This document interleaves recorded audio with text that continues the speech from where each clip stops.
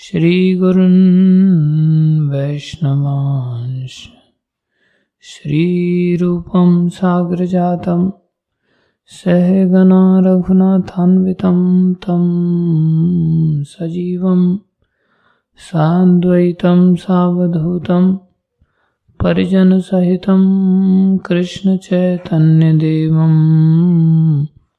श्रीराधाकृष्णपदान् सहगना ललिता श्रीविशाखान्वितांश।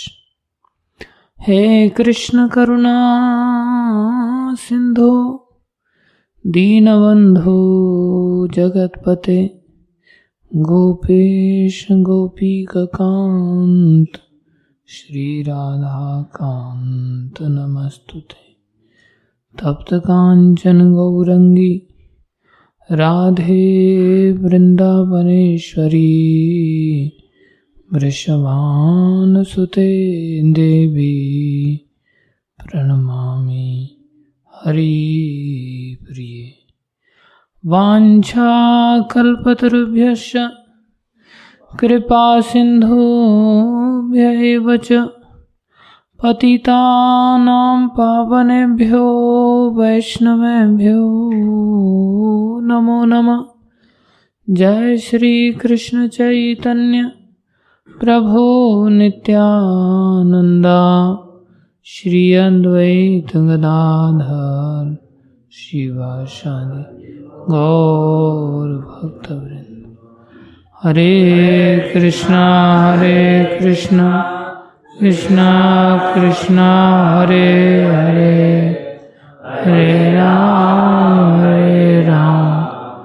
राम राम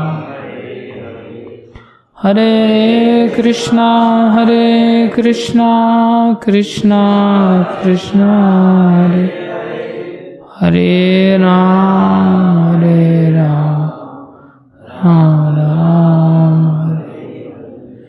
हरे कृष्णा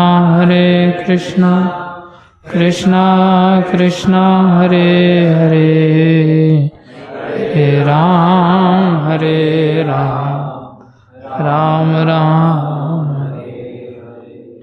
गुरुवे गौरचंद्राय राधिकाय तदालये कृष्णाय कृष्णभक्ताय तद्भक्ताय नमो नमः।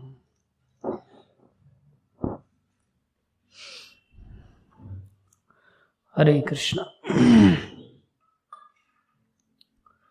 सभी भक्तों का हार्दिक अभिनंदन है, स्वागत है।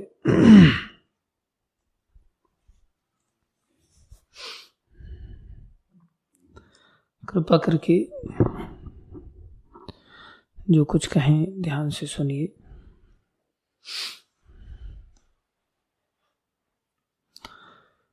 हम सब जीवों की दशा को व्यक्त करते हुए अर्जुन जी ने बड़े सुंदर प्रश्न किया।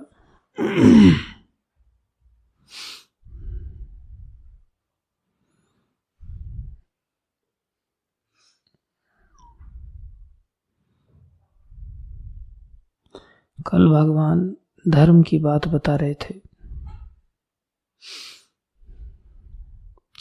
स्वधर्म का पालन कितना आवश्यक होता है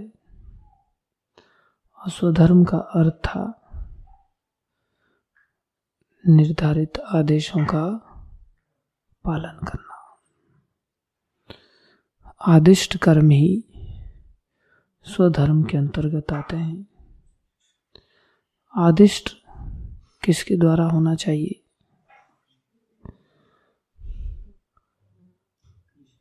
भगवान श्री कृष्ण। भगवान ही धर्म की स्थापना करते हैं। धर्मस्तु साक्षात भगवत प्रणीतम। धर्म की स्थापना भगवान ही करते हैं। जो भगवान के भक्त होते हैं वो भगवान की इन बातों को दोहराते हैं। इसलिए आदेश देने का किसी भी कार्य के लिए अधिकार भगवान और भगवान के भक्तों को ही होता है। इस आदेश का हेतु होता है कि जीव साक्षात रूप से कृष्ण भावना भावित कर्म करे या वर्णाश्रम के माध्यम से भौतिक कार्यों में लगता हुआ इच्छाओं की पूर्ति करता हुआ। जैसे सुबह में प्रभुपाद जी ध्रुव महाराज का उदाहरण दे रहे थे कि उनकी सौतेली माँ ने जब उनका अपमान कर दिया तो उनकी बात उनको बहुत खटक गई और वो बड़ा राज्य पाने के लिए अपनी भक्त माता के आदेश पर चल पड़े। उनकी सहायता उनके गुरु नारद जी ने भी किया। नारद जी ने समझाया, छोटी बात है, इसको इतना हृदयंगम नहीं करना चाहिए। भगवान की ही आराधना तुम करने जा रहे हो तो समझदारी से करो। अभी तुम बच्चे हो, तुम छोटी सी बात को एक थप्पड़ खा करके और तुम ऐसी कामना को जिद कर रहे हो, नीचा दिखाना चाहते हो, अपने पिता से भी बढ़कर बड़ा राज्य चाहते हो। नारद जी की नज़र में ये बहुत छोटी बात थी, बड़ा राज्य पाना। छोटा बच्चा अगर रोता कि मुझे चॉकलेट नहीं मिली, मुझे स्वेटर नहीं मिला, मुझे जूते नहीं मिले, उसको मिल गए, तो ये कितनी छोटी बात है। 5 साल के बच्चे को समझाना कितना छोटा, कितना कठिन हो जाता है। लेकिन ये 5 साल के होते हुए भी कितनी बड़ी डिमांड कर रहे हैं।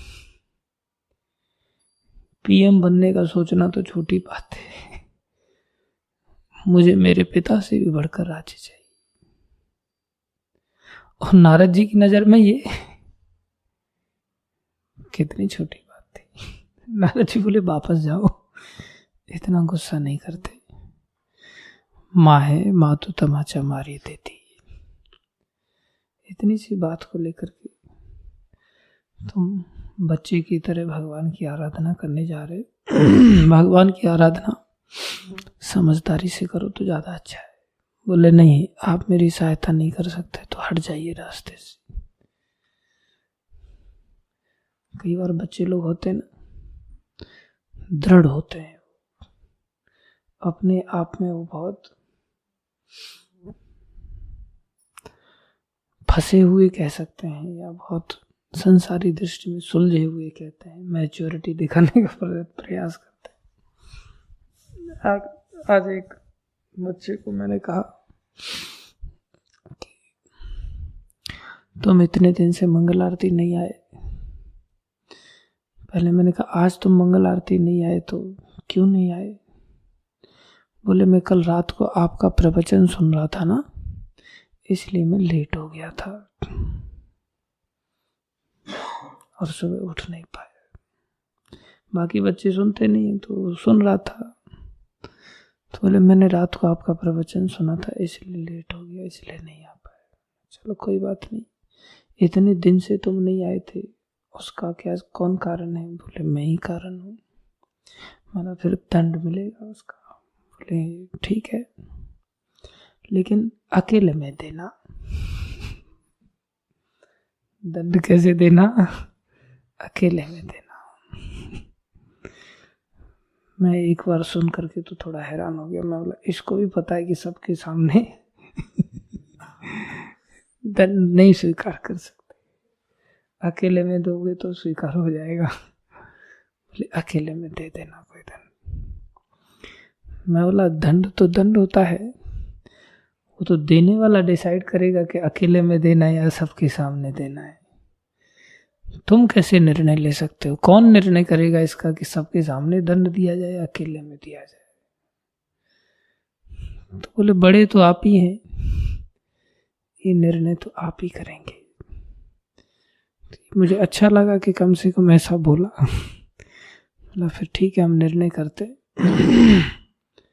तूने हमें बड़ा बोला है और सबके सामने अगर हम दंड दें तो स्वीकार करोगे? बोला कर लेंगे। सबके सामने में तैयार हो गया।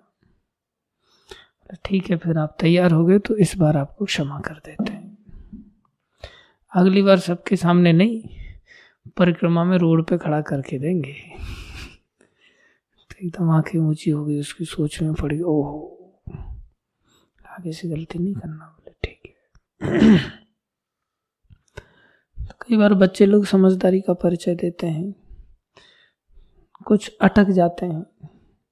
और ध्रुव महाराज अटक गए, अपनी जिद पर अड़ गए। नहीं, या तो आप रास्ते से हट जाइए, या आप कोई सहयोग करना है तो कर दीजिए। नारद जी ने देखा चलो वस्तु पाने के लिए ही सही, लेकिन आराधक पक्का है, तो उन्होंने उसको मंत्र आदि दिया, उपाय बताया। चले आए, भगवान सामने प्रकट हुए वरदान देने के लिए, उनकी भक्ति से प्रसन्न होकर के। प्रभुपाद जी बहुत सुंदर सरल भाषा में बता रहे थे, सुबह में बहुत अच्छा लग रहा था। थोड़ा सा ये सुनने को मिला था। प्रभुपाद जी कह रहे, अच्छा बेटा, जैसे बड़ा आदमी छोटे बच्चे को बोले, हाँ तुम आए हो मेरे पास, मेरा भजन किया है, मांग लो क्या चाहते हो। तो जब भगवान को देखा उन्होंने तो इतनी तुष्टि हुई उनको, अरे मैं तो फूटे कांच मांगने आया था, आप मुझे हीरा मिल गए, अब मैं वो फूटे कांच का क्या करूंगा। सुंदर श्लोक का उच्चारण किया ध्रुव महाराज ने।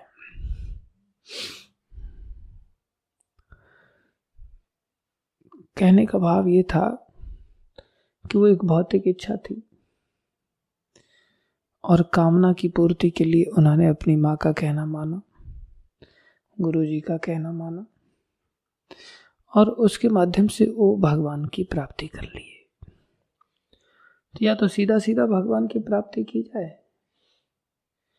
या वर्णाश्रम धर्म के माध्यम से भगवान की प्राप्ति की जाए। भगवत प्राप्ति ही आदिष्ट कर्मों का लक्ष्य होता है। बाकी भगवत प्राप्ति एक वास्तविक प्राप्ति की तरह है, और संसार की प्राप्ति फूटे हुए कांच की तरह है, जो दुखदायक होती है। इसलिए भगवान की प्राप्ति ये धर्म कहलाई, और भगवान से दूर जाना ये अधर्म कहलाता है। भगवान की ओर जाना ये धर्म कहलाता है या पुण्य कहलाता है, जिसको गीता में भी भगवान ने कहा, मेरे पास आने के लिए तुम्हें बहुत सारे पुण्य अर्जित करने पड़ेंगे। कौन सा श्लोक है वो?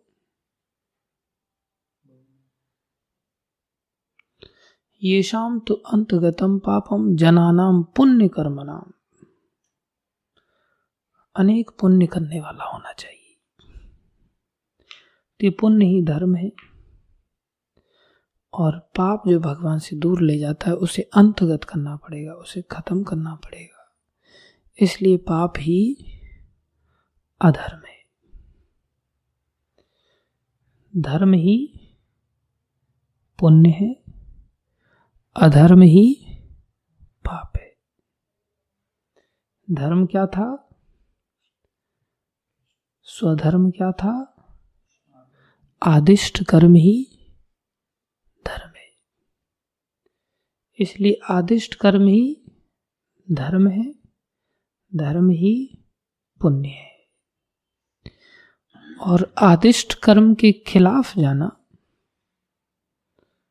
अर्थात अवज्ञा करना ही अधर्म है, और अधर्म ही पाप है।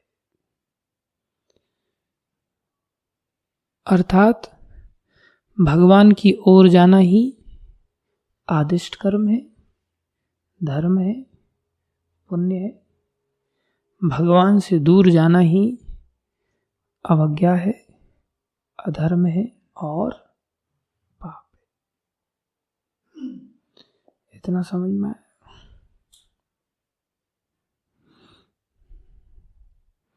आदिष्ट कर्म करने चाहिए। उसका ढक्कन का है और डंडा का है, डंडा भी रख दिया। नींद मुझे भी आ रही है बड़ी अच्छी।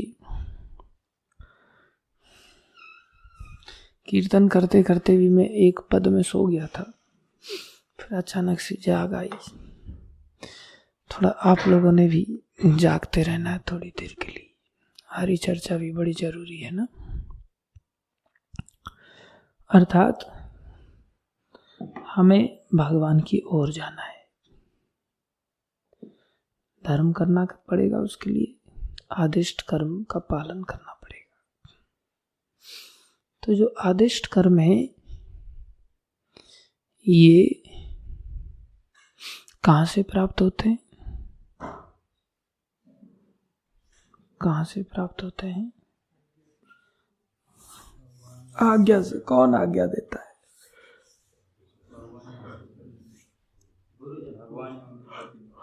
भगवान और भगवान के प्रतिनिधि। भगवान कैसे आज्ञा देते हैं? शास्त्र से। और उससे भी अधिक प्रत्यक्ष आज्ञा होती है जो साधुओं से प्राप्त होती है।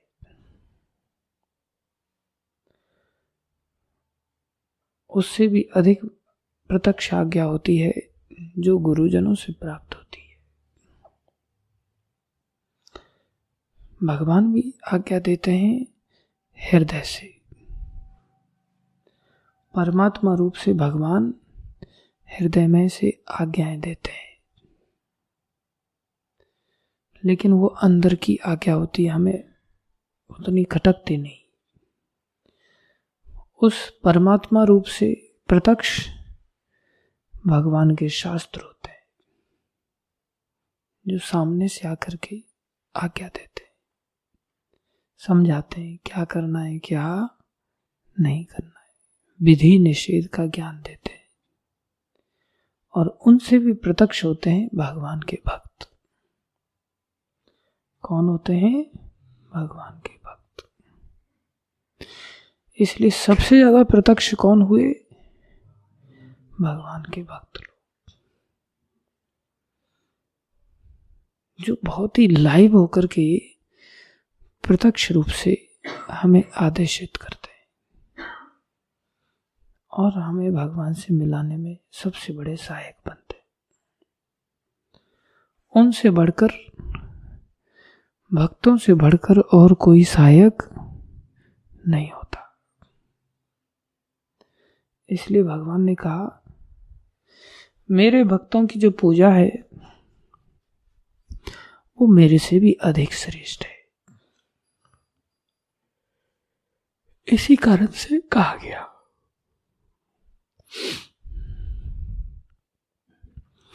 यहां प्रभुपाद जी बहुत सुंदर बात बता रहे हैं। हम सब जीव भगवान के शुद्ध सनातन चेतन अंश हैं, इसलिए आज्ञा पालन करना हमारा बड़ा आनंद की बात है। लेकिन जब संसार के संसर्ग में आ जाते हैं तो माया के संसर्ग में आकर के हमारे अंदर ये सबसे बड़ा दोष अंदर जागृत हो जाता है। और वो क्या दोष हो जाता है कि हम बिना झिझक के, हमारी इच्छा ही बदल जाती है। संसार की संगति में आकर के पूरी तरह से आज्ञा का पालन करने की जो इच्छा थी वो पूरी तरह से दूषित हो जाती है। जैसे पानी है, पीने योग्य है, वो कीचड़ बन जाता है मिट्टी के संसर्ग में आकर के। ऐसी हमारी इच्छा एकदम से बदल जाती है और हम आज्ञा के विपरीत अवज्ञाकारी हो जाते हैं और बिना झिझक के करते हैं।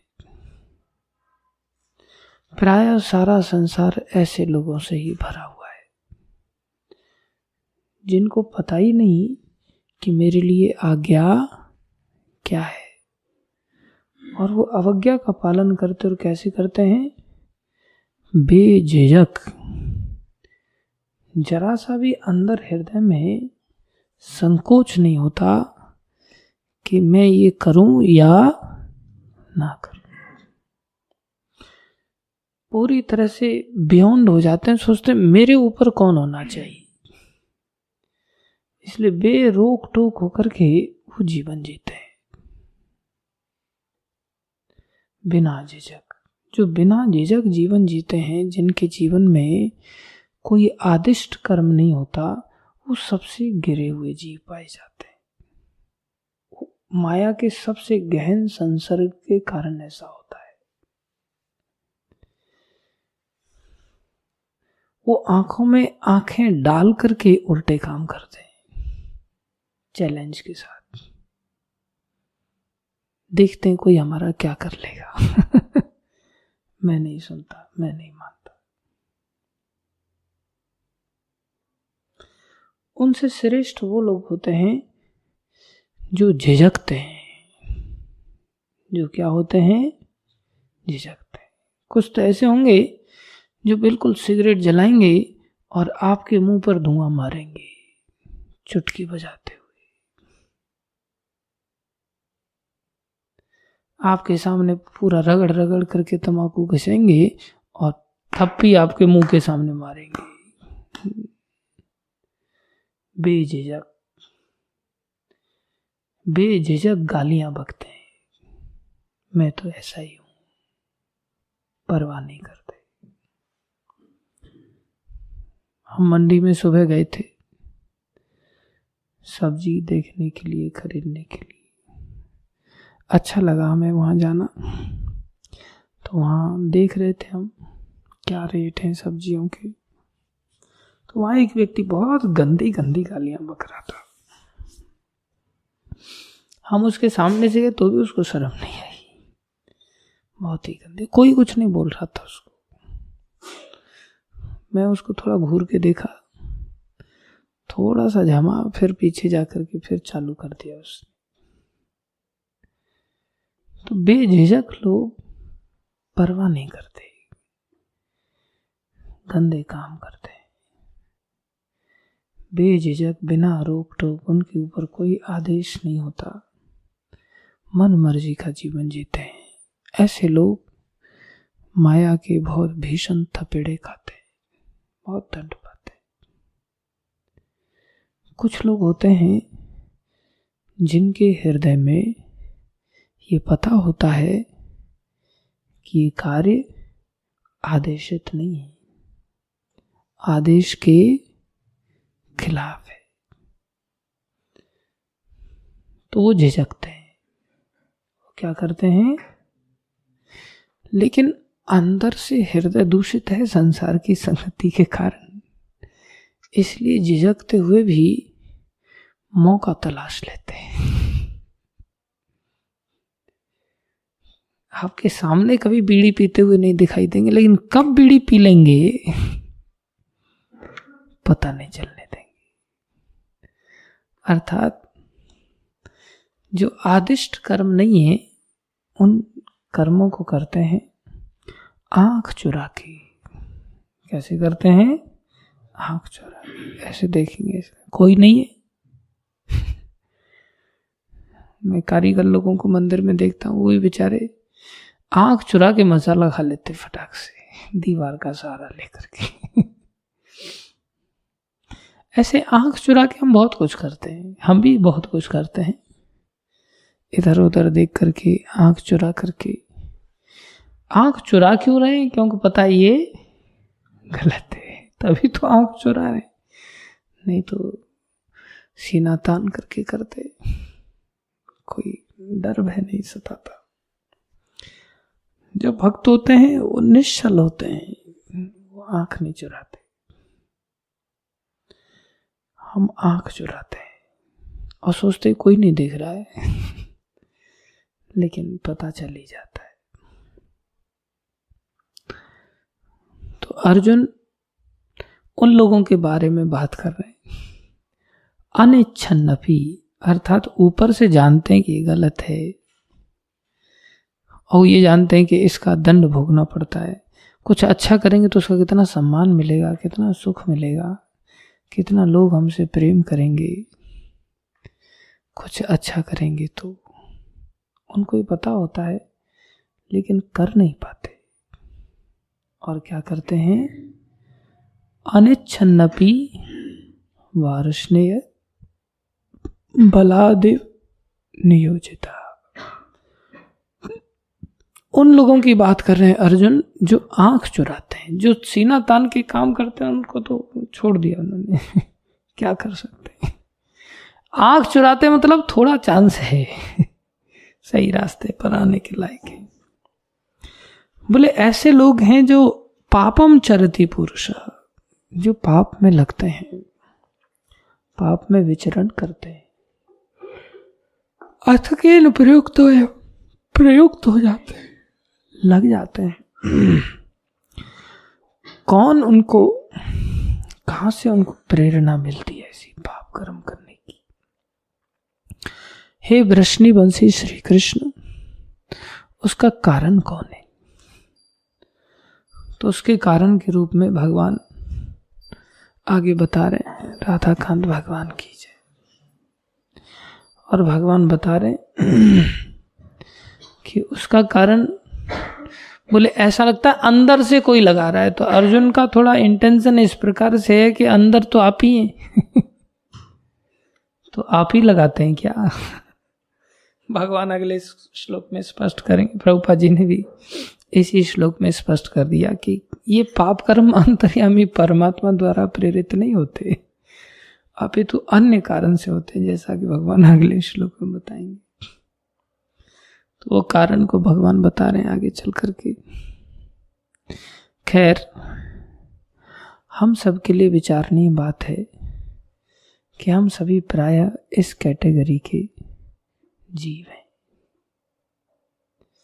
कि हम बार बार पाप कर्म का निरंतर मन में सोचते रहते हैं,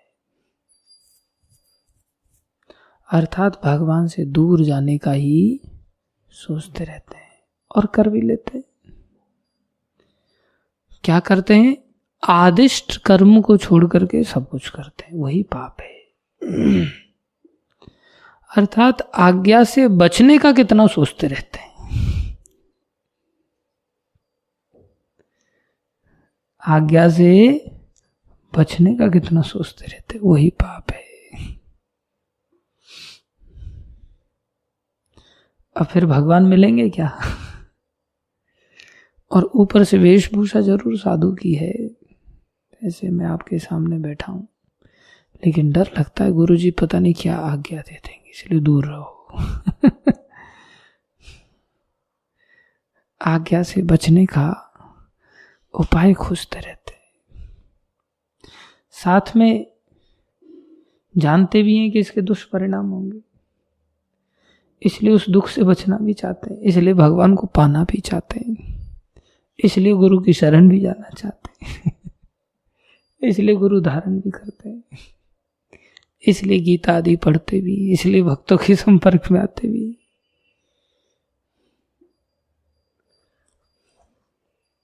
क्या बोला राजा राम प्रभु? क्या बोला?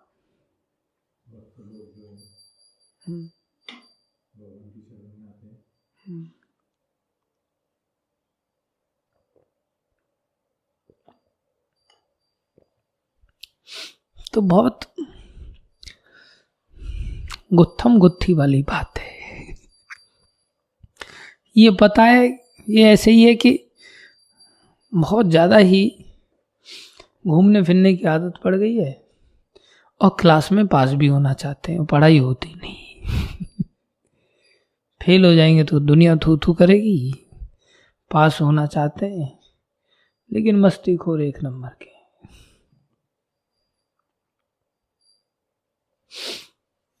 इसलिए बहुत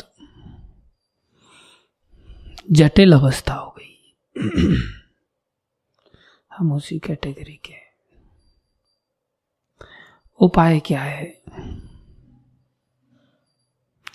उपाय क्या है?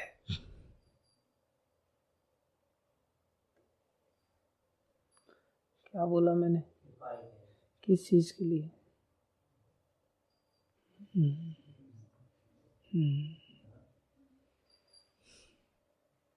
नोट कमाने के लिए। और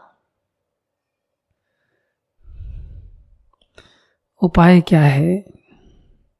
दोनों ही ओर जाने की इच्छा है, दोनों ही ओर जाने की इच्छा है। ये भी करने की इच्छा है, ये भी करने की इच्छा है। क्या उपाय है कि एक इच्छा खत्म हो जाए और एक इच्छा प्रबल हो जाए? भगवान से दूर जाने की इच्छा खत्म हो जाए और भगवान की ओर जाने की इच्छा प्रबल। खत्म होगी ये तो अपने आप ही प्रबल हो जाएगी, या ये खत्म होगी तो ये वाली प्रबल हो जाएगी। तो कॉमन सेंस है। क्या उपाय है? आदिष्ट कर्म तो दो ही ऑप्शन हो गए ना, या तो आदिष्ट कर्म या आदिष्ट कर्मों के खिलाफ जाना, आज्ञा या अवज्ञा। और दोनों की इच्छा है, आज्ञा पालन भी करना चाहते हैं और अवज्ञा भी करना चाहते हैं, क्योंकि आज्ञा के अधीन वो चीजें नहीं है जो हम पाना चाहते हैं। क्या करें? दोनों ही इच्छाएं। इधर की इच्छा खत्म हो जाए, भगवान की ओर जाने की इच्छा बनी रहे, उसके लिए क्या किया जाए?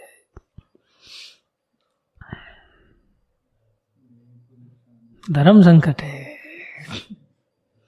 धर्म संकट है। देखो, धर्म संकट जब उधर जाना होता है ना पाप कर्म की, तब कितनी आंख चुरा करके हम उसको करने जाते हैं।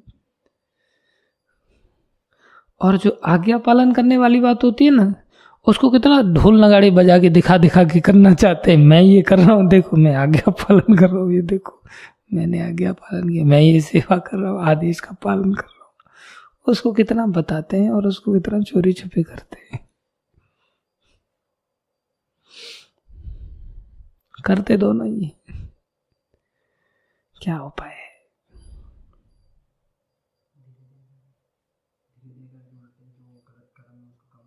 कैसे होंगे?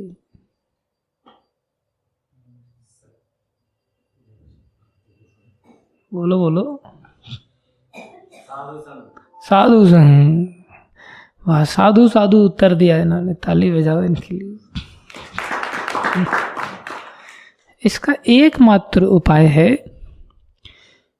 कि गलत चीज भी हम किसी के निर्देशन में सीखते हैं। गलत चीज भी कोई सिखाता ही है ना, और सही चीज भी कोई सिखाता है। सही चीज के लिए भी दो उपाय हैं, प्रत्यक्ष और अप्रत्यक्ष। गलत चीज के लिए भी दो उपाय हैं, प्रत्यक्ष और अप्रत्यक्ष। जैसे गलत चीज सीखना है तो अंदर से ही आती है ये बात भी, जैसे परमात्मा अंदर से देते ना सही चीज के लिए मार्गदर्शन, ऐसे ही हृदय में ही अनेक जन्मों के संस्कार, वो संस्कार उठ के आते हैं अंदर से। वो अप्रत्यक्ष होते हैं। फिर थोड़ा और हृदय हिल जाता है जब थोड़ा सा बाहर से मोबाइल आदि से हम सीखते हैं, उसके कंपैरिजन में थोड़ा प्रत्यक्ष होता है। वो भी लिटरेचर है ना। जैसे हृदय से भगवान का आदेश आ रहा है, सामने से शास्त्र का आदेश आ रहा है, ऐसे ही सामने से भौतिक लिटरेचर है, संसारी लोगों के जीवन चरित्र है, संसारी लोगों के द्वारा लिखी गई किताबें हैं, संसारी लोगों के द्वारा मोबाइल में दुनिया भर का डाटा है। वो भी एक अंदर से जो वासना जागृत हो रही, उसके कंपैरिजन में वो और प्रत्यक्ष है, उसके कंपैरिजन में वो और प्रत्यक्ष है। और उसके भी कंपैरिजन में जिन लोगों के साथ हम डायरेक्ट एसोसिएट करते हैं, उठते हैं, बैठते हैं, खाते हैं, पीते हैं, बातचीत करते हैं, व्यवहार करते हैं, और वो अगर भगवान से दूर जाने की अवज्ञा करने की वृत्ति रखते हैं तो उनका संगति और ज्यादा प्रत्यक्ष हो जाता है। इसलिए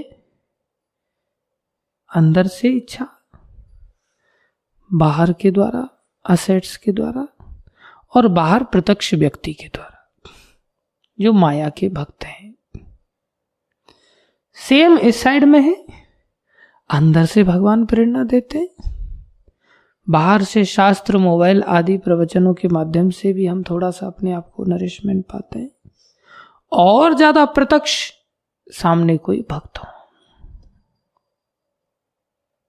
ये और ज्यादा प्रत्यक्ष है।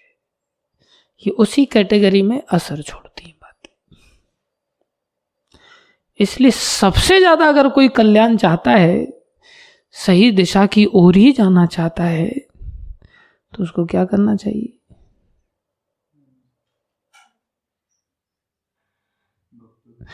प्रत्यक्ष जो सबसे अधिक ज्ञान की बातें करते हो, प्रत्यक्ष भक्त सामने प्रत्यक्ष होना चाहिए। जितना सामने भक्त प्रत्यक्ष होगा उतना ही हम भगवान की ओर चल पड़ेंगे। जितना प्रत्यक्ष सामने संसारी व्यक्ति होगा उतना ही हम संसार की ओर चल पड़ेंगे। कॉमन सेंस है, इतना समझ आई। अब एक प्रत्यक्ष भक्त की क्या पहचान है कि सामने वाला वास्तव में ही भक्त है कि नहीं, और एक संसारी व्यक्ति की क्या पहचान है कि सामने वाला संसारी है कि नहीं।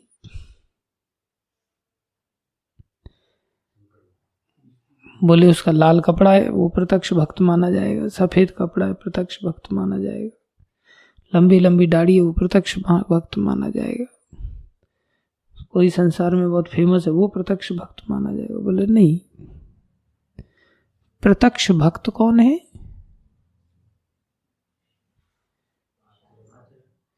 प्रत्यक्ष भक्त कौन है? जो निरंतर कृष्ण चर्चा ही करता हो।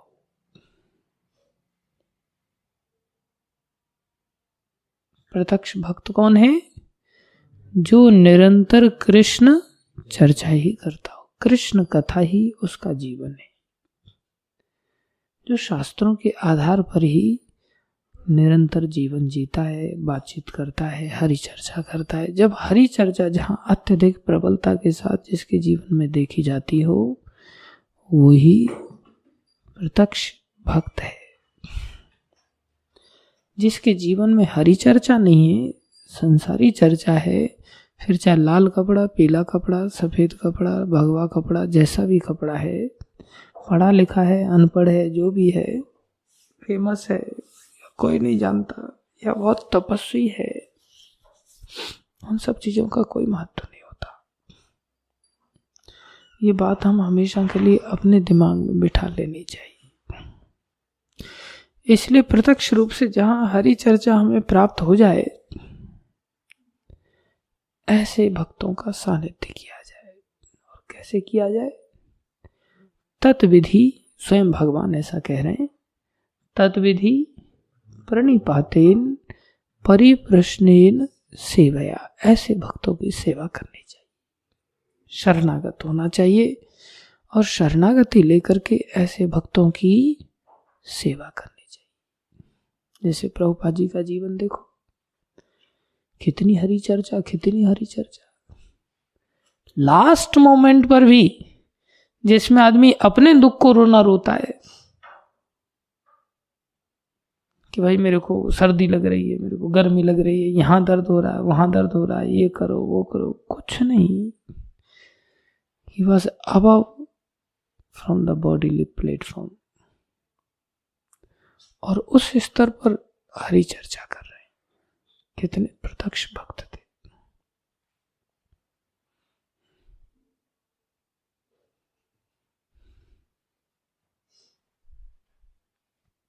कितने प्रत्यक्ष भक्त थे प्रभुपाद जी, निरंतर रात दिन हरि चर्चा करते रहते थे जगह जगह। तो कितना बड़ा लोगों के अंदर अंतर आ गया कि नहीं। अब हम पाखंडी बैठे हैं आपके सामने, अर्थात हरि चर्चा है ही नहीं जीवन में, तो अंतर आता ही नहीं। इसलिए ऐसे भक्तों की सेवा को भगवान कह रहे हैं मेरी सेवा से भी अधिक बढ़कर है। जहाँ हरि चर्चा हो, हरि कीर्तन हो, हरि कथा हो, भगवान की सेवा से भी बढ़कर है। जय हो।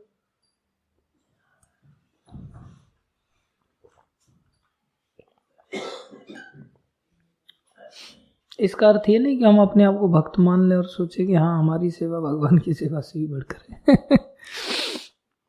इसका अर्थ ये नहीं। अर्थात प्रत्यक्ष रूप से अगर हमें भगवान का गुणगान करने वाले भक्तों का अगर सानिध्य मिल जाए, जो भगवान का कीर्तन करें, जैसे हम आए तो हमने प्रभु जी को देखा अकेले ही कीर्तन भगवान का कर रहे हैं। एक भक्त तंबा बजा रहा है, जैसे तिवारी जी हमारे, ये भी भगवान के नाम का कीर्तन करते हैं। तो ये सब कौन हुए? कौन हुए? भक्त हुए ना। तो जो भगवान अंदर से प्रेरणा दे रहे हैं, उनसे ज्यादा प्रत्यक्ष कौन हुए? शास्त्र। लेकिन शास्त्र उठ करके हमें देखेगा नहीं, शास्त्र से भी ज्यादा प्रत्यक्ष कौन हुए? भक्त लोग। इसलिए भक्तों से बढ़कर पूजा करने के लिए, सेवा करने के लिए, उनका आराधना करने के लिए कोई नहीं होता। फिर ये नहीं देखना चाहिए कि हाँ ये छोटा बालक है, ये भक्त कैसे हो सकता है, जप कर रहा है, कृष्ण कथा कर रहा है, कृष्ण चर्चा कर रहा है, वो भी पूजनीय है। वो सभी प्रेम के पात्र हैं, वो घृणा के पात्र नहीं है। हो सकता है उनके जीवन में कुछ ऐसी क्रियाएं देखी जाएं, बोले फिर ऐसे भक्तों की संगति में आकर के भी भक्ति नहीं होती। कई बार ऐसे भक्तों की संगति में आकर के भी भक्ति नहीं होती। उसका क्या कारण है?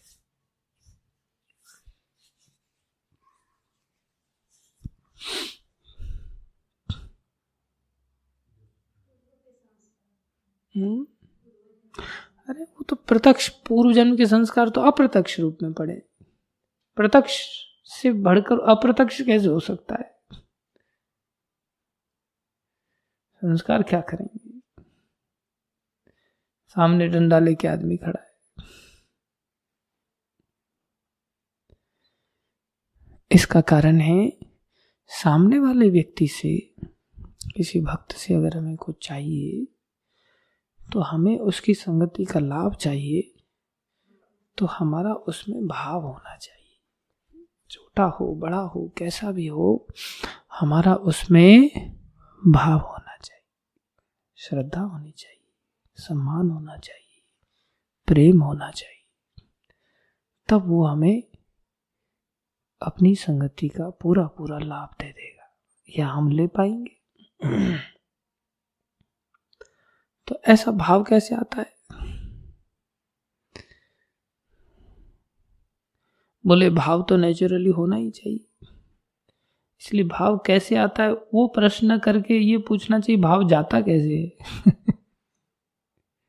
अंश तो मूलतः भगवान के ही है ना, और भगवान भी अपने भक्तों में अपने खुद से ज्यादा महिमा गान कर रहे। पराशर ऋषि कहते हैं मेरे भक्त की इतनी बड़ी सत्ता होती है, कोई मेरी 60,000 वर्षों तक आराधना करता है। कितने वर्षों तक? 60,000 वर्षों तक, और मेरे भक्त की एक क्षण पूजा कर ले। कितनी देर कर ले? एक क्षण पूजा कर ले। कितनी बड़ी बात है। कोई कंपैरिजन है?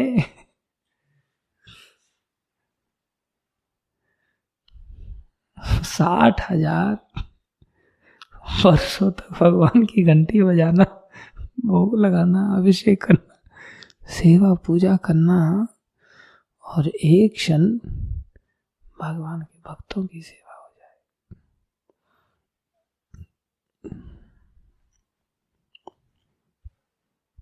तब तो आदिष्ट कर्म पालन करेंगे ना, भाव होगा, लेकिन एक क्षण होती नहीं। कितना बड़ा डिफरेंस है। इसलिए तो कृष्ण भक्तों के पीछे पागल रहते हैं, लेकिन हम भक्तों के प्रति ऐसा भाव नहीं रख पाते, कृष्ण के अंश होते हुए भी नहीं रख पाते जबकि कृष्ण रखते हैं। कृष्ण अपनी छाती पर लात खाने के पश्चात भी हाथों से चरणों को पकड़ लेते। हमारे अंदर भाव नहीं जागृत होता भक्तों के प्रति। चला क्यों जाता है? 4 कारणों से जाता है। भाव कितने कारणों से जाता है? 4 कारणों से। पहला कारण, बोले उनके शरीर को,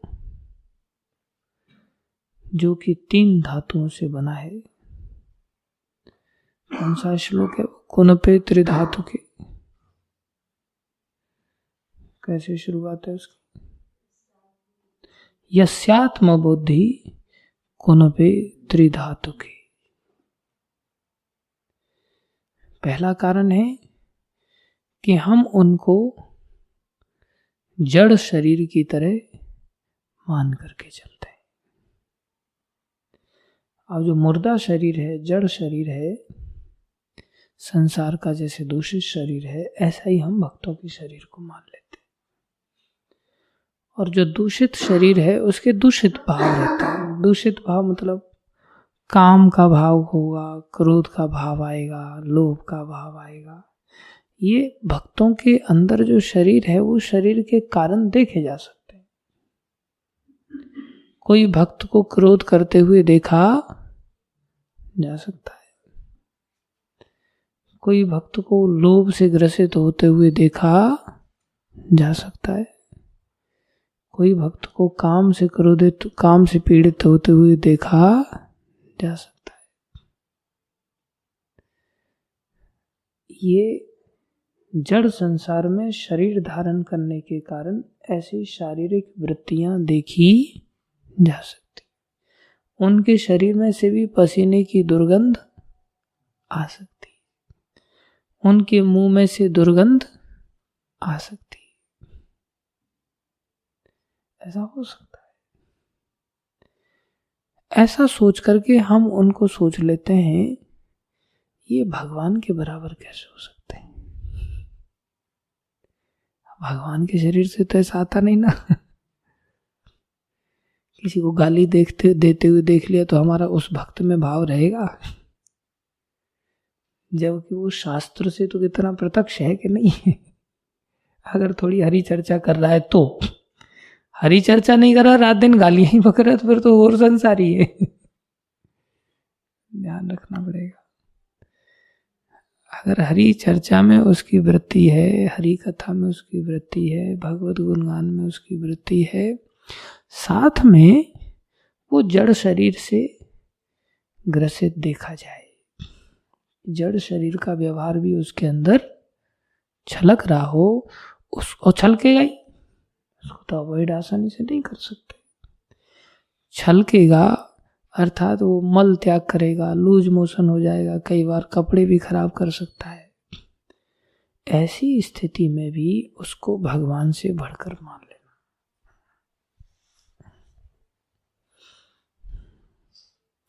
अर्थात भक्त में भाव क्यों नहीं हुआ? उनके शरीर के कारण। उनके शरीर को हमने क्या मान लिया? जड़ शरीर मान लिया, साधारण शरीर मान लिया, मल मूत्र का पिंड मान लिया। इसलिए भाव भगवान से कम हो जाएगा। दूसरा कारण, बोले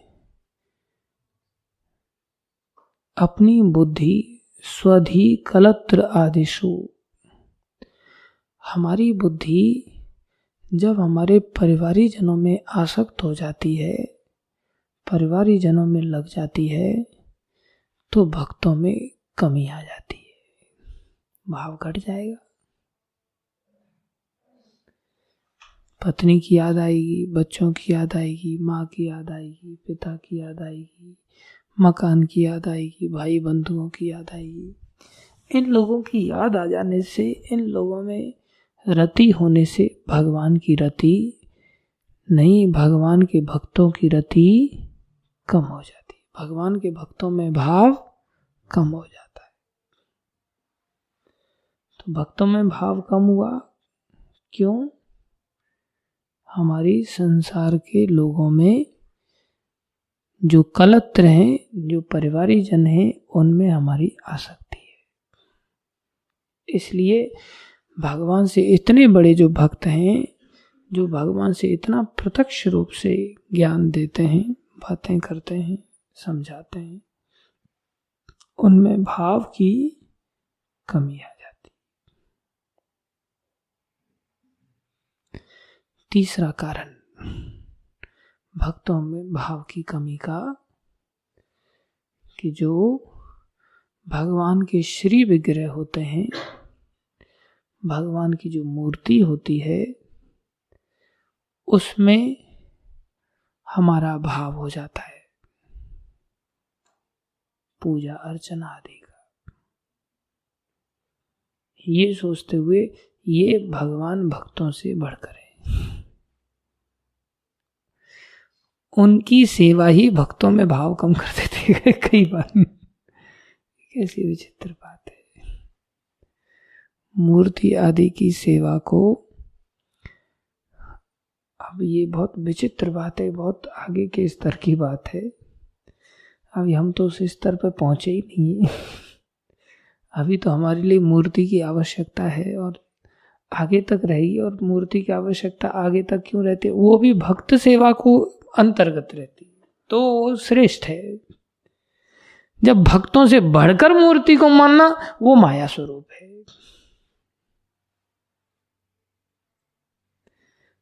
भक्त अपने आप को भगवान से बढ़कर कैसे बताएगा? और हम भक्त की सेवा करने के लिए गए तो भक्त तो आदेश देगा ना, तुम मूर्ति सेवा करो, विग्रह सेवा करो, भगवान है साक्षात। तो वो तो ऐसा बोलेगा ही नहीं। और उनकी आज्ञा पालन कर रहे हैं, मतलब आदिष्ट कर्म हो गया, भगवत सेवा हो गई, तो मतलब हम भक्त की सेवा कर रहे हैं, भगवान की सेवा उसमें आ रही, तो हम क्या करेंगे? मूलतः तो वो भक्ति की ही सेवा है। लेकिन जब हम दर्शन आदि करने के लिए ऐसा सोचते, अच्छे ये दर्शन न छूट जाए, ये दर्शन न छूट जाए, ये दर्शन न छूट जाए, और सामने भक्त है और हमें दर्शन करने की लालसा है, ये भी क्या करेगा? भक्त के अंदर अभाव पैदा कर देता है। मूर्ति भी भक्त के अंदर अभाव पैदा कर देगी, जो अलग अलग चीजों से श्री विग्रह बनते हैं। और चौथा कारण है, जल के अंदर तीर्थ बुद्धि या तीर्थ स्थल, जहां जल पवित्र रूप में पाया जाता हो, बोले वो जल को कल्याणकारी मानना भक्तों के कंपैरिजन में, बोले वो भक्तों में अभाव पैदा कर रहा है। जबकि भक्त ऐसे तीर्थ हैं जो चल फिर सकते हैं, जंगम तीर्थ हैं, और जो तीर्थ जल के रूप में, कहीं सरोवर के रूप में, कुंड के रूप में कहीं स्थापित है, वो क्या चल फिर सकता है? नहीं। भक्त वो शक्ति है जो दर्शन से ही पवित्र कर देता है, दर्शन से ही पवित्र कर देता है। वो तीर्थ में तो लंबे समय तो डुबकी लगाते रहो, तब जाके पवित्रता मिलेगी। वो भी शरीर की पवित्रता मिलेगी, मन की नहीं, मन की नहीं।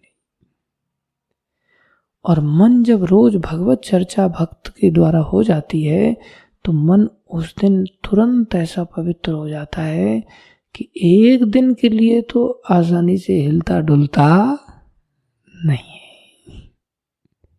एक दिन के लिए तो हिलता डुलता, एक दिन प्रत्यक्ष सानिध्य मिल जाए ऐसे भक्त का तो मन विचलित नहीं होता आसानी से, और डर बैठ जाता है उसके अंदर कि मैं अवज्ञा या ऐसे काम क्यों करूं जिसके लिए आंख चुराई जाए। उसको और भय लगने लगता है, मन में बार बार ऐसा आता है, छोड़ो यार, नहीं करना ये सब, छोड़ो यार, नहीं करना। रुक जाता है वो, डुबकी लगाने से नहीं रुकेगा, इतना तीव्रता से नहीं रुकेगा। शरीर के पाप जल जाते हैं, मन के पाप भक्त लोग ही जला पाते। इसलिए सामने भक्त हों और सामने भगवान भी हों, सामने तीर्थ भी हो, यहां तक कंपैरिजन किया जा रहा है, ध्यान देने वाली बात है। तो सामने कलत्र हो, परिवारीजन हो, तो फिर उनको महत्व कैसे दिया जा सकता है। और सामने भक्तों का जड़ शरीर का व्यवहारी क्यों न हो, तो भी भक्त बुद्धि बनाए रखनी पड़ती है। तब भक्तों में भाव होता है, और वो भाव से भरा हुआ जो सत्संग होता है तुरंत तत्क्षणात पवित्र कर देता है। जब तक भक्तों के अंदर ऐसा, अरे हम तो सोचते थे कि ये बहुत निष्काम होगा, लेकिन ये तो लोभी निकला। अरे हम तो सोचते थे इसमें क्रोध नहीं आएगा, लेकिन इसने मेरे को डांट दिया। ये तो बहुत क्रोध करता है। पहले तो आप बहुत प्यार करते थे, अब आप बहुत डांट लगाते हैं, और भाव खत्म हो जाएगा। अरे इनके अंदर तो बड़ी इच्छाएं हैं, ये तो आए दिन घी खाना चाहते हैं, रबड़ी खाना चाहते हैं, नमकीन खाना चाहते हैं, पिज्जा खाना चाहते हैं, बर्गर खाना चाहते हैं, घूमना फिरना चाहते हैं, विवाह करना चाहते हैं, बड़े कामी हैं।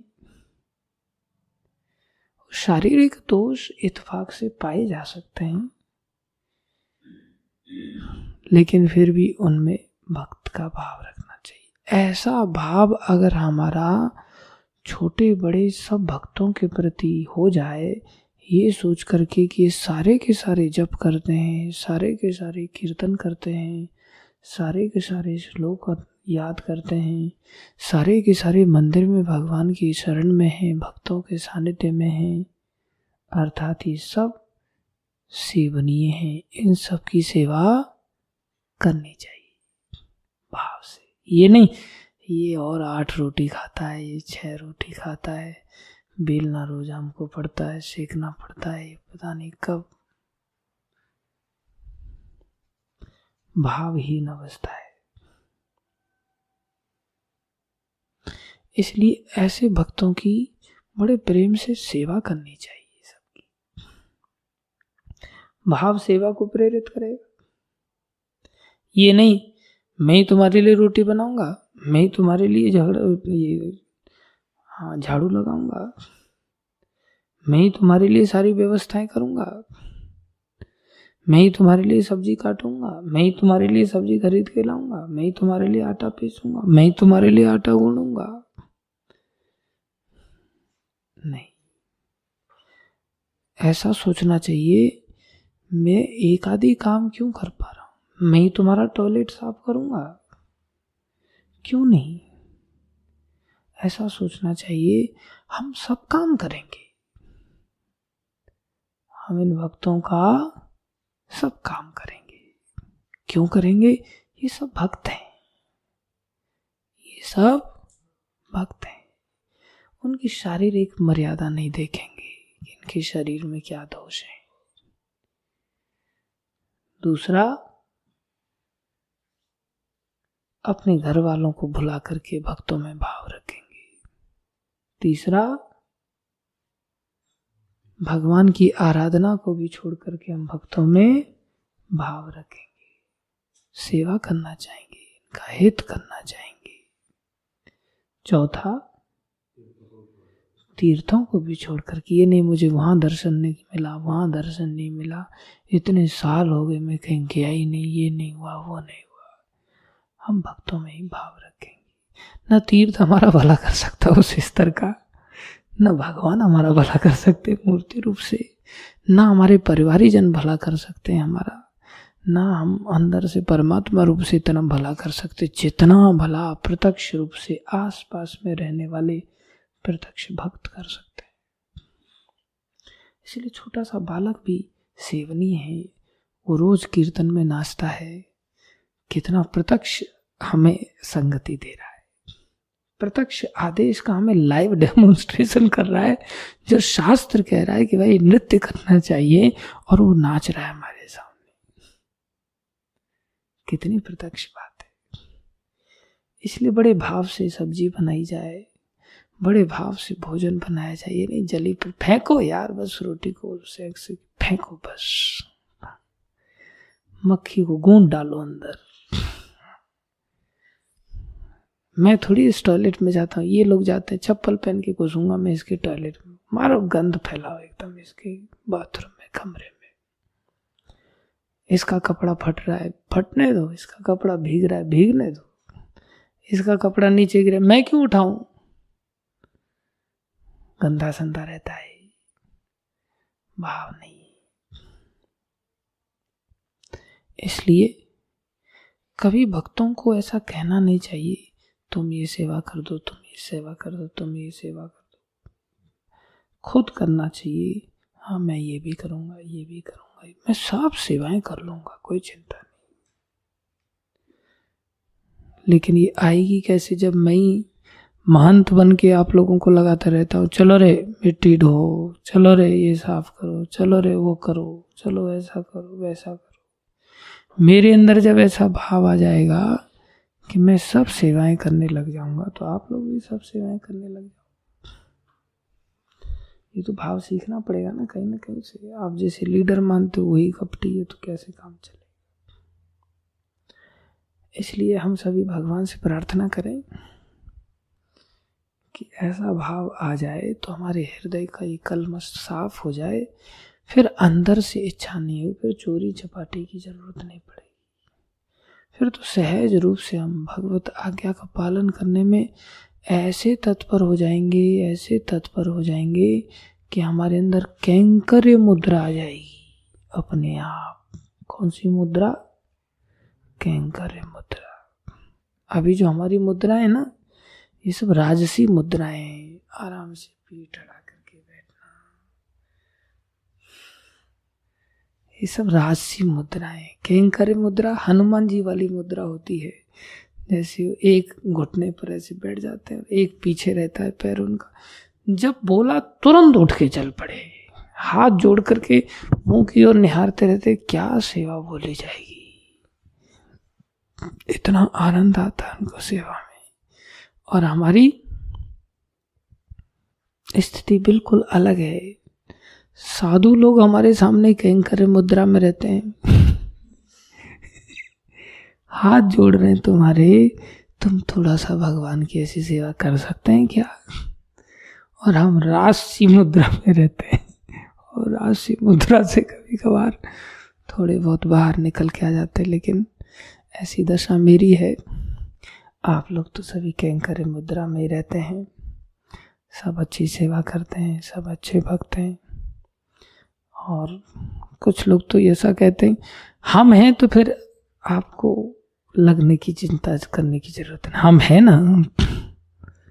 अंदर से बड़ी खुशी मिलती, ठंडक मिलती। चलो कुछ लोग तो कह रहे हैं कि हम हैं ना प्रभु जी, आप हटिए।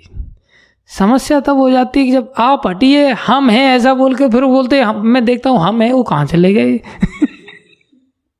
गायब हो जाते हैं ना, हम हैं बोल करके अचानक से ही गायब हो जाते हैं। हम पता चला अभी 4 थे इधर। अभी एक ही बचा है बस,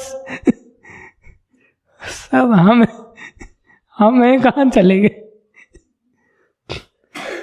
बोले हम है ना, आप इतना भर भर के टोकर मत हटाइए, हम उठाएंगे टोकर, टोकर में इतना सा डेला लेके चलेंगे, बस एक डेला लेकर के चलेंगे। देखिए हम है ना, हम सेवा करके देखें।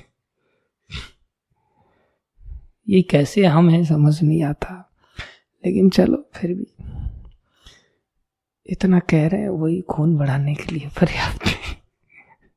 कुछ लोग ऊपर से एकदम दिखाते हैं, हम है ना प्रभु जी, हम है ना, ऊपर छत पे चढ़े रहते हैं और ऊपर से दिखाते हैं हम है ना प्रभु जी, और पुशअप लगा करके दिखाएंगे प्रभु जी आ रहे हैं हम तैयारी करके, अब चिंता मत कीजिए। और फिर देखता हूँ आते आते आते आते पता नहीं कहाँ कौन सी सीढ़ी का मुख किधर घूम जाता है, पहुंच ही नहीं पाते, लंबा से आधा काम हो जाता है तब जाकर के पहुंचते हैं, आ गए प्रभु जी। अब ऐसे हम हैं का सानिध्य मिल रहा है, ये भी सौभाग्य है भाई, छोटी बात नहीं। धन्यवाद आप सभी भक्तों का धैर्यपूर्वक श्रवण करने के लिए। लेकिन भगवान तो मिलेंगे, जल्दी मिल सकते हैं अगर हमारा भक्तों में ऐसा भाव आ जाए, सबकी सेवा का भाव आ जाए, तो फिर कल्याण को कोई नहीं रोक सकता। ये बड़ी प्रत्यक्ष बात है, भगवान से भी बढ़कर भाव लेके आना है। और इसकी अनेकों घटनाएं हैं, अनेकों घटनाएं। देखो एक भक्त हुए, उनका नाम मैं भूल रहा हूं, वो भगवान की आराधना करते थे, श्री विग्रह की आराधना करते थे। एक दिन कुछ भक्त लोग उनके घर में आ गए, तो भगवान की आराधना जो करता है उसको सुबह से लेकर शाम तक सब ध्यान रखना पड़ता है, उठाना, भोग लगाना, सुलाना, पहनाना, सब चीज। तो रात को सुलाया जाता है तो फिर हर चीज की व्यवस्था करनी पड़ती है, रजाई वगैरह भगवान को ओढ़ाया जाता है, प्रॉपर बिस्तर लगाया जाता है, दिन भर वो खड़े रहते हैं, फिर लिटाया जाता है। उनको रात्रि के लिए भी भोग रख दिया जाता है, जब भूख लगे ठाकुर जी को तो स्वयं ही खा लेना प्रभु, ऐसी सब व्यवस्थाएं बनाई जाती हैं। तो ये भक्त थे, इनके घर में कुछ भक्त लोग आ गए, तो भक्त लोगों के साथ हरि चर्चा चालू हो गई। हरि चर्चा ऐसी चालू हुई कि ठाकुर जी को शयन कराना भूल गए, भगवान को सुलाया ही नहीं। भोग तो क्या लगाएंगे, सुलाया तक नहीं, रजाई वगैरह, ठंडी के दिन थे। अब बातचीत करते करते सो गए। अभ्यास था सुबह का मंगल आरती का, तो नींद खुली तो फिर गए। तो इनको तो ध्यान नहीं था कि शाम को नहीं सुलाया। कई बार ऐसा होता है कि हम सुलाते भी हैं तो कई बार आधी चीजें सुला देते, गुरु परंपरा आधी रह जाती हैं कई बार। दूसरे दिन जाते, अरे यार रात को गुरु परंपरा को भूल गया मैं सुलाना, या ये उठ गए अपने आप। संदेह हो जाता है, नहीं मैं तो आया था सुलाने के लिए, फिर ये सुलाना भूल गया या आप खुद उठ गए भगवान को उठाने के लिए मेरे से पहले, संदेह हो जाता है। तो उनको सुलाया नहीं उन्होंने। तो ठाकुर जी ने क्या किया, सुबह गए तो दरवाजा ही नहीं खुले, अंदर से दरवाजा बंद हो गया। अब इनका दिमाग घूम गया, अंदर कोई चोर घुस गया, क्या बात है भाई, सुबह के समय में दरवाजा क्यों नहीं खुल रहा है। तो आकाशवाणी हुई कि अब ये दरवाजा नहीं खुलेगा। हम दिन भर खड़े रहे और तुम रात को हमें सुलाने नहीं आए, अब हमें तुम्हारी सेवा स्वीकार नहीं है, चले जाओ यहां से, हम तुम्हारा त्याग करते हैं। कैसा प्रेम करते होंगे, विचार करो। अंदर से दरवाजा भगवान ने बंद कर लिया और आकाशवाणी हो रही है, अब हम तुम्हारी सेवा नहीं लेंगे, जाओ।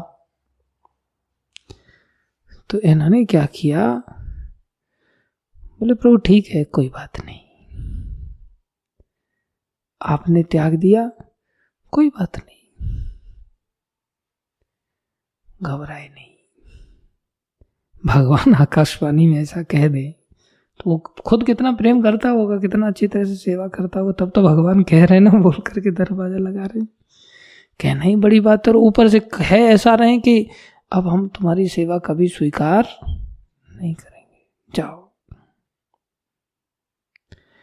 बोले प्रभु कोई बात नहीं, मैं कोई जानबूझ करके खुद तो सो नहीं गया था, मैं तो भक्त लोग आए थे तो उनके साथ आपकी कथाओं की चर्चा चल रही थी, इसलिए मैं नहीं पहुंच पाया, भूल गया। बोले आप नहीं खोल रहे हैं, कोई बात नहीं, हम भक्तों के साथ जीवन निकाल लेंगे। जैसे ही ऐसा बोला, तड़ाक से दरवाजा खुल गया, आ जाओ, हम तुम्हारी सेवा से बड़े प्रसन्न हैं, तुम्हारा जो भक्तों में भाव है उससे हम बड़े प्रसन्न हैं, तो तुम्हारी परीक्षा ले रहे थे। देखो भगवान भी परीक्षा लेते, इसलिए सदैव भक्तों में भाव रखना चाहिए। सब भक्तों को जो जैसा तैसा भी है, सबको गले लगाना सीखना चाहिए, सबको प्रेम से रखना चाहिए, सबकी सेवा करनी चाहिए, और सेवा से कुछ घटता नहीं, कुछ ना कुछ अच्छा ही होगा, शुद्धिकरण होगा। रात दिन लग जाए बस यही भक्ति है, और क्या है, भगवान मिल जाएंगे। ध्यान रहे, हरि कथा जरूर होनी चाहिए भक्तों के बीच में। हरि कथा नहीं है वो भक्त है ही नहीं, तुरंत लाइसेंस खत्म हो जाता है भक्ति का। हरि कथा, हरि चर्चा, नित्यम भागवत सेवा होनी चाहिए, ये जीवन का एक अंग बन जाए। कुछ भी करो कोई दिक्कत नहीं, लेकिन कथा का आश्रय लोगे तो जन्मों के पश्चात तो उद्धार हो ही जाएगा, और ईमानदारी से चलोगे तो इसी जन्म में हो जाएगा। इसलिए कभी कथा को मिस नहीं करना चाहिए, मौका मिले खुद भी बोलना चाहिए, बातचीत करना चाहिए, चर्चा करना चाहिए, श्लोकों का पठन पाठन करना चाहिए।